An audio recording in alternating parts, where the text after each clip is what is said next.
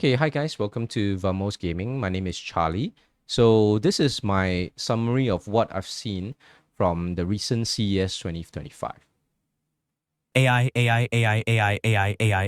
Our next generation RDNA4 architecture. We look forward to telling you more about RDNA4 and FSR4 later this quarter. Now let's shift gears to AI PCs. AI. It's clear. What about Nvidia? Nvidia.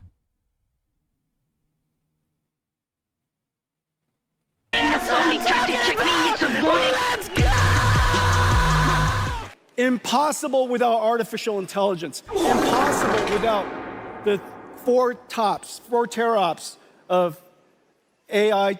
AI. So it's all AI. Okay, that's it. Video ends. Okay. Anyway, just joking. So the elephant in the room is AI was mentioned a lot at the CES conferences of both Nvidia as well as AMD, and I'm gonna address this elephant in the room in the beginning of this video. So some background, I'm going to look at some context. I'm going to look at the recent quarterly financial results of both Nvidia and AMD. I'm going to explain what I read, right? What I'm reading through, because personally, I have worked as a stockbroker for a year plus, and I did pass all my certification exams to be a certified stockbroker in Singapore. So I do know how to read like yearly financial reports. Maybe not as well as a financial analyst. If there are any financial analysts in the comments and I made a big mistake, please highlight to me in the comments itself so I could learn, right? But yeah, point out if I made any errors, right? So this is the recent financial results for Nvidia, and they say Q3 financial fiscal year 2025. This is kind of like the financial world lingo speak for.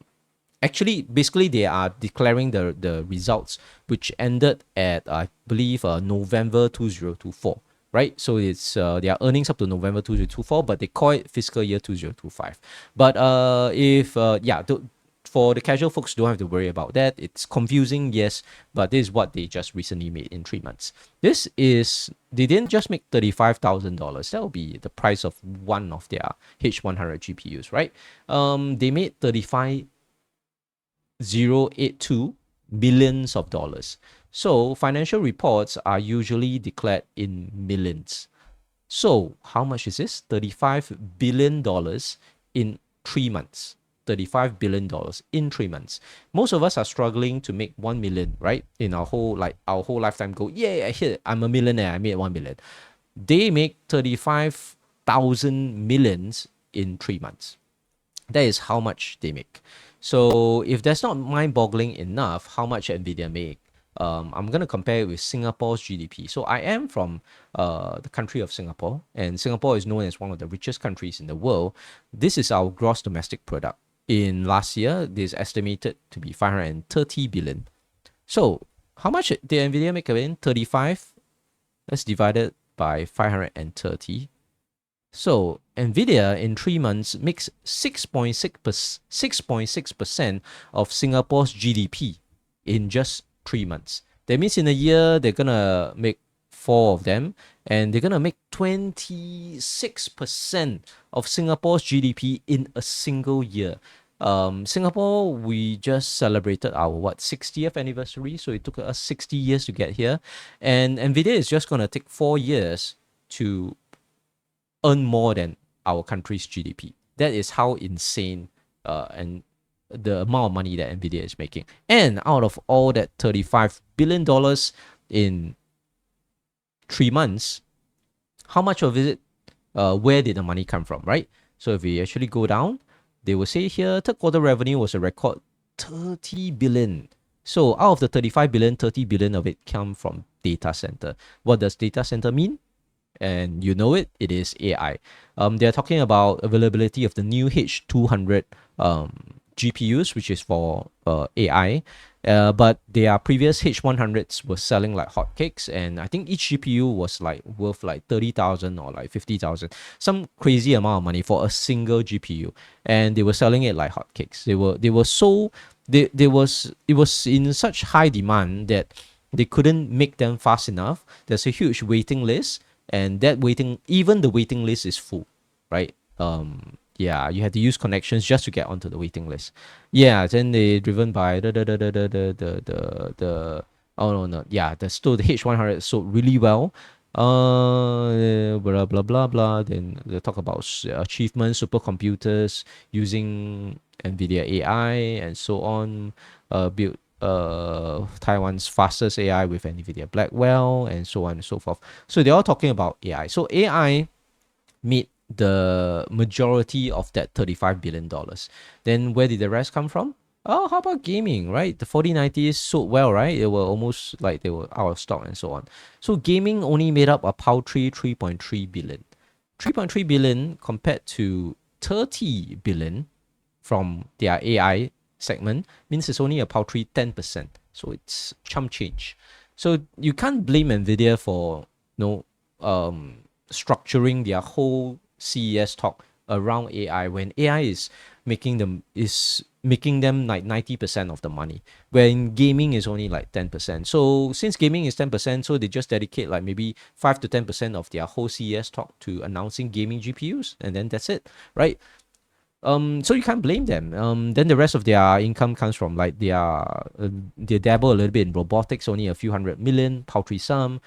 Visualization, which I don't really know what this is for, but yeah, that's also holoscan media. Like I'm not too sure what this is for. Probably like 3D vision and so on. So this is also a paltry 486 million. Okay, what about AMD? So AMD also kept talking about AI, right? So this is AMD's recent quarterly results. So they don't call it fiscal year 2025. They just label it as Q3 2024. So it's easy to understand. So for Q3 2024, they made $6.8 billion. Also not bad, right? 6.8 billion is still a lot of money than most of us would see. But you compare with Nvidia, it's just a paltry it's not 10%, it's 20%, a paltry 20% of Nvidia's quarterly earnings, right? So AMD is like small fry, right? Small fry compared to Nvidia. So out of the 6.8 billion, where does most of AMD's money come from? So we've got to scroll down and we see the breakdown here. Data centers net revenue for AMD is 3.5 billion. And then client segment net revenue for AMD is 1.8 billion, where gaming is only paltry 460 million, which is less than what Nvidia is earning from like just their dabbling in robotics. And then if we scroll down, what is data center? So they talk about their EPYC CPUs, which is their server chips. So that sold well. And then the AMD Instinct GPUs, the accelerators, which is AI accelerators. So they are Instinct GPUs. So apparently that sold well as well. And then they are talking about data center capabilities, right? Rack scale and so on. So again, it's AI accelerators as well as their server chips, which is potentially also used for AI, or it can be used for generic server users, right? Because the internet is powered by servers. Then how about client side? AMD sold a lot of 9800 X3Ds, right? So where did all that money go? So apparently AMD groups it under client segment. So they talk about the AI Pro 300, which is their mobile chip for laptops, their latest mobile chip. So they sold a lot of it to Acer, HP, Lenovo, and Asus. And then now they talk about the AMD 9000 series, on track to launch the next gen 9000 X3D processors in Q4 2024, which is the so they did launch it. So they launched the 9800 X3D, right? So the chips, the X3D chips and their laptop chips are all categorized under client segment, which is what's also netting them the big money. Then if we go to gaming, which is where the PS5, the PS5 Pro, as well as their GPUs. GPUs didn't even get a mention. They only talked about their adrenaline, their software. So they are enhancers to the GPU. So their GPU sales is so paltry that they don't even dare to include it in their press release, and it's only earning them a paltry 462 million as compared to the 6 billion that they make throughout the overall revenue for that 3 months. And then the rest of it, I'm not too sure what is this embedded segment. Also talking about EPIC processors, accelerator cards. Yeah, I am not too sure about that. So yep. So anyway, which is also so if you look at AMD's earnings report, it also shows that even in the, so this is Q3, right? That means it's from June to September. Even from June to September in 2024, most of AMD's earnings are already coming from AI, which is their server chips as well as their AI accelerators. And their gaming GPUs are really not profitable at all. Like, it's making money, but it's small fish, it's small fry compared to the rest of where the bulk of their money is coming from, which is their CPU, their X3D chips, their CPU chips, as well as their AI accelerators. So you can't blame AMD for catering the majority of their CES segment, which is here. This AMD's CES talk. It was mostly catered around the laptop chips. They talk about AI. They talk about how their laptop chips are good for AI. Then they talk about their X3D processors, because that's one major selling points of their chips. And they talk about X3D for mobile as well. So that was the majority of the AMD's CES mention, and they just brushed a little bit on RDNA 4, and then they didn't even like announce the 9070 XT, but it was actually featured in CES. Anyway, for you guys, if you like all these tech videos and so on, if you like my videos, please give me a subscribe. I would thank you very much. And all of these videos that I referenced, right, and I talked about, will be linked in my video description. So they'll be linked under the various channels, so that you can just go to the video description, click on the link, and go direct to the source video to view what they're talking about. Okay, so how about the rest of the tech channels? So let's go through one by one. First, Pulse Hardware. So Pulse Hardware actually had hands-on with the AMD 9070. So now we move on to the AMD GPUs. So even though AMD didn't talk about it in their press conference, the 9070 is actually real. We do not know whether this 9070 labeling will stay. So let's talk about the labeling. Why AMD wanted to label their new GPUs 9070 instead of what was the previous series, 7000 series? Like I have a 7900 XTX. Why don't they call it the 8000 series? Basically, I think AMD wanted to distance themselves from having the same numbering stack for their GPUs to their CPUs, because their CPUs are what's majorly selling. For example, if you own 7600, let's say somebody asks, oh, so what's in your PC right now? Oh, I have a 7600. So the people who are actually tech savvy will then ask, you mean AMD 7600, you mean the CPU or the GPU, right? So they both name the same. There's a 7600 GPU and a 7600 XT GPU, and there's a 7600 CPU and 7600X CPU, and then there's also a 7600 X3D. So it gets really confusing for like a majority of layman consumers, right? They're like, what are you referring to? So they wanted to move away from it. So they kind of like tried to follow Nvidia's numbering scheme for their GPUs, and they're gonna call their new GPU the 9070 XT and the 9070. So hopefully this will be comparable performance to the 5070, but we do not know. We have to wait for third-party reviews. AMD did not commit to any launch date for the 9070 XTs and 9070s, so we don't know when they will be launched. They also did not commit to a pricing. And I think a major reason why they didn't commit was that AMD, just like the rest of the AIB partners from Nvidia, even Nvidia's partners did not know what Nvidia was going to price their GPUs at. This was only reviewed at CES. So the 5070 is going to be from Nvidia is going to be priced at 549. This is their founders edition, 549 USD, and 5070 Ti 749, 5080 at 999, and then 5090 at 1999. This is the MSRP, and probably scalpers will push it much higher. AIB partners will also push it much higher because they need to earn, right?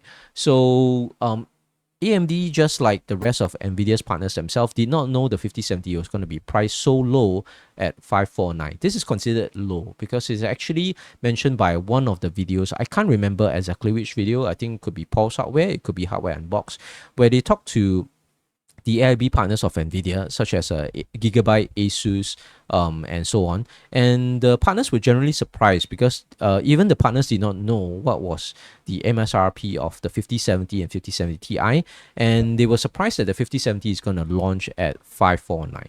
So yeah, so AMD was like, we don't know what Nvidia is going to price their GPU, so we don't want to launch our GPU at like 600 and then get Nvidia to undercut us.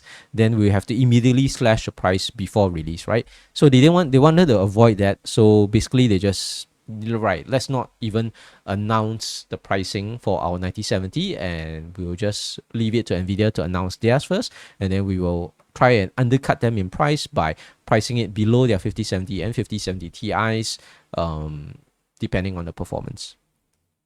Yeah, so that is why the 9070s are available ready to ship, but there's no pricing information, there's no launch information, and which is frustrating for the partners such as Power Color and so on, because they already have the GPUs all ready to be launched, to be shipped to distributors and to be sold to consumers, but they don't know what they're gonna price it at. And moving on, another video from Paul's Hardware is that, yes, the 9950 X3Ds are announced. So this was announced in AMD's CES keynote. So the 9950 X3D is the 16-core version of the 9800 X3D, but there's still going to be the 3D V cache is still going to be on one single CCD instead of both.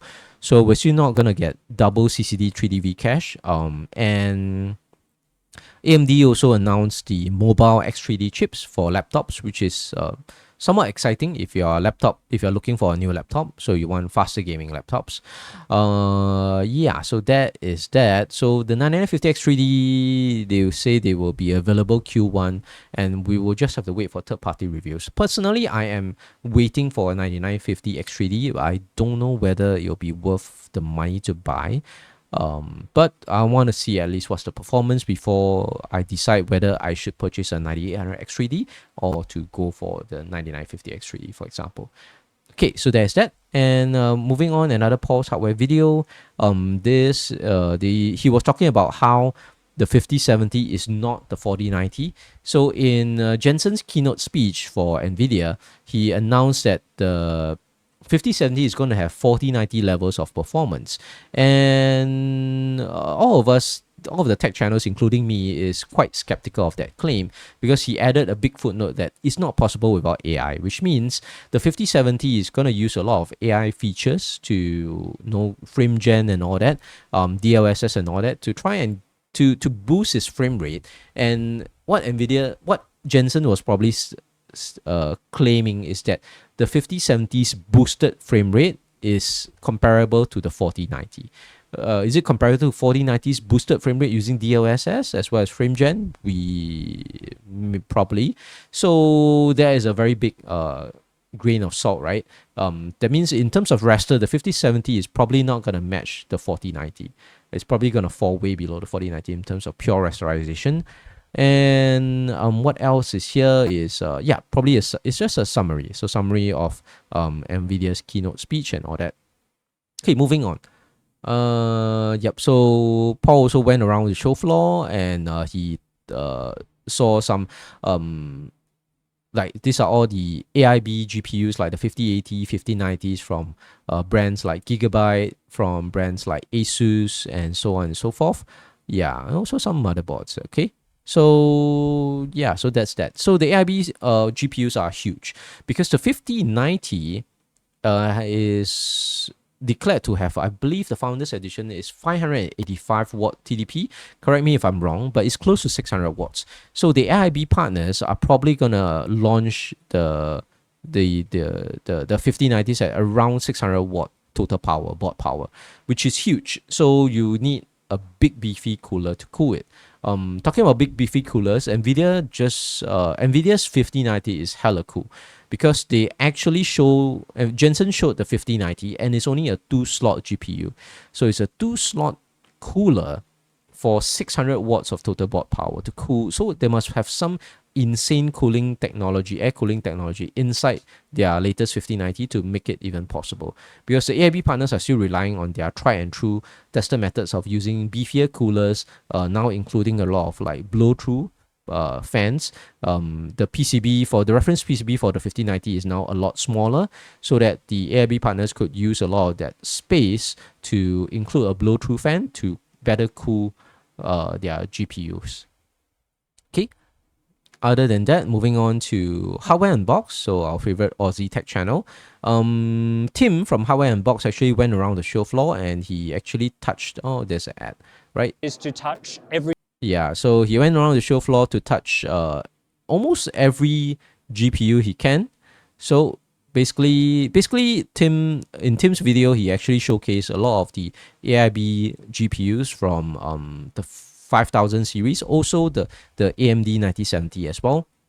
So you can see that, yeah, it's nice shiny GPUs. A lot of the GPUs from Aorus, that means Gigabyte, had a lot of blackout designs, which is not bad. So it's like minimum RGB. This is from Asus Tough Gaming, right?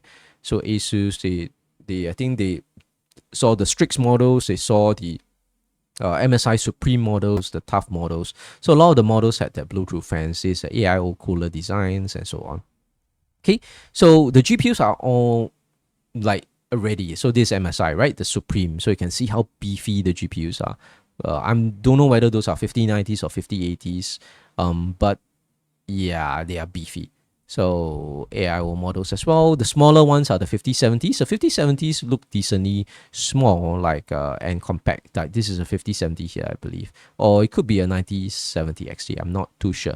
But so if you are interested to see all the GPU designs from the various AIB board partners, you can go to this video from Hardware Unboxed. Again, videos will be the videos I referenced today will all be linked in my video description below. So also Tim from Hardware Unboxed also managed to come across no, I think it's not this video. This is his thoughts, right, on the Nvidia's keynote speech, and basically these are the opinions of Tim from Hardware Unboxed. Like they're also talking about the same thing, that the 5070 is probably not gonna through some of these. Not gonna be the same as the 5090. 4090 in terms of raster is probably just a lot of upscaling and frame gen, because their latest frame gen from Nvidia is gonna be like 4 times the frame gen, which is a lot of fake frames. Yeah, so that is that. Now new DLSS as well. So that's what Tim talked about. Next up, okay, so now this is what I wanted to talk about. So Tim from Hardware Unboxed actually happened across this display on one of the show floors, right? And which is actually AMD displaying like I believe it's FSR 3.1 on the left and the latest FSR 4 on the right. So right now we know that FSR 4 is a reality because it is showcased at CES, but the problem is that we do not know whether FSR 4 will be exclusive to the 9070 and 9070 XT, or will it be available to the older AMD Intel or the older AMD GPUs, as well as Intel, as well as Nvidia GPUs as well. So we don't know whether FSR 4 is open source or whether is it exclusive to the latest 9000 series GPUs from AMD. Because Tim compared the performance of FSR 3.1 and FSR 4, and he noted that there was a lot of improvements, like there was very obvious improvements from FSR 3.1 to FSR 4, which makes FSR 4 a lot more playable and way better in terms of graphical fidelity and so on. So it looks way better. The frame rate, we don't know whether the frame rate is the same. He mentioned that there was no frame rate counter, so you can't compare, but the visual quality and was way superior in FSR4, and there's less artifacting, which means FSR4 is going to be a way better competitor to the current DLSS tech. But we have to wait for the 5000 series to be launched for channels like Hardware Unboxed, as well as other channels to compare whether DLSS is comparable to FSR4, the latest DLSS, because DLSS had improvements as well. So we gotta wait for that. Then moving on to Linus Tech Tips. So in this video, Linus was angry at AMD's change of naming scheme. So in his video, he actually talked about the history of AMD's naming scheme and how they have always had very weird names for their products, and they never committed to their names. AMD always had a history of changing the names for their product stack, like one generation, maybe even 2 to 3 the longest they've stayed with a naming scheme probably like 3 generations in, and something like that. And it is super confusing that their mobile chips also have a very weird naming scheme, and so on. So this is basically a rant video from Linus Tech Tips. It talked about his rant on that confusing naming scheme from both AMD as well as Intel for their chips. Yep. So this is a summary of what they're gonna call their notebook chips and so on. Okay. Then Linus was one of the first to have to go to a booth that had the fans. Oh no. The highlight of the Nvidia key. Yeah, they had a 5090 in the system. So this is the Founders Edition 5090. You can see it's a 2-slot card. Really slim, really cool to be packing so much power in such a slim form factor. I believe Optimum also has a reaction video on, like he says that the Founders Edition 5090 was mental in his title. I didn't watch that video, but I have the same reaction as Optimum as well. It looks crazy that so much power can be packed in such a small form factor. So Linus was comparing the 5090 in Cyberpunk as compared to the 4090. So I think in this booth, he had a 4090 on the left or right as compared to, I think 4090 is on the right, and then 5090 is on the left. So you can see the frame rate counter here is like almost double the frames. 5090 is like double the frames on the 4090. But the big caveat is that Linus did say that they are not allowed to check whether frame gen was activated, so they really don't know whether like this high FPS was it made because of DLSS and frame gen together, and whether DLSS and frame gen was activated on the 4090 or not. So so there's a big caveat. So that's that. Moving on. Okay, so last but not least, a video by Bauer. So Bauer was actually one of the only tech channels to cover Intel's CES announcement. Like with all that talk about AMD as well as Nvidia, right? We would totally forget that, there's a company known as Intel. So Intel was actually at CES as well. They also made some CES presentation, and Bauer was the only one to cover Intel's keynote. And he mentioned that Intel actually is launching a new chipset series. I believe the B860. B860, which is confusing because I believe AMD has launched the B850, which is an upgrade of the B650 chipsets that we already have. So Bauer was complaining about how Intel was launching the B860, and then how that they had very limited overclocking features on the B860, and it's probably going to be expensive still. And AMD also moved ahead and launched their B850. So it's going to be super confusing for consumers, whereby I'm going to buy a B series motherboard, then I'm going to buy one for AMD, then it will be like, is the B860 good? This one looks good. Then they buy a B860, and they realize that, the B860 is for Intel, now I have to return it. And whereby B850 is for AMD and B860 is for Intel. It's like, I'm getting confused myself. So then he talked about the technical issues with the 9950X3D. And he talked about the 9950X3D's declaration of their gaming numbers. He says it's probably in line with what a 9800X3D will be performing as compared to the 7950X3D, as well as the competitor, which is the Intel 285K. Then I think Bauer talked about the naming scheme as well, like FSR4, and then the confusing naming scheme from AMD. So it's a similar rant to Linus Tech Tips rant about the confusing naming schemes and the constant name changes from AMD. Yeah, then this one is the AMD's new chipsets, which is unfortunate, the B860. So no, B850. See, I'm confused. Yeah, so the B850 chipset. Yeah, so that is about it. So this was the About Us summary on the number of AIs that were mentioned in the at CES. So in AMD's one, there was 2.2 times more mention of AI as compared to only 1.4 times from Intel. It's AI performance in AI mentions per minute. So the number of AI mentions per minute. So AMD mentions 2.2 times AI per minute, whereby Intel only mentions 1.4 times AIs per minute. Interesting, right?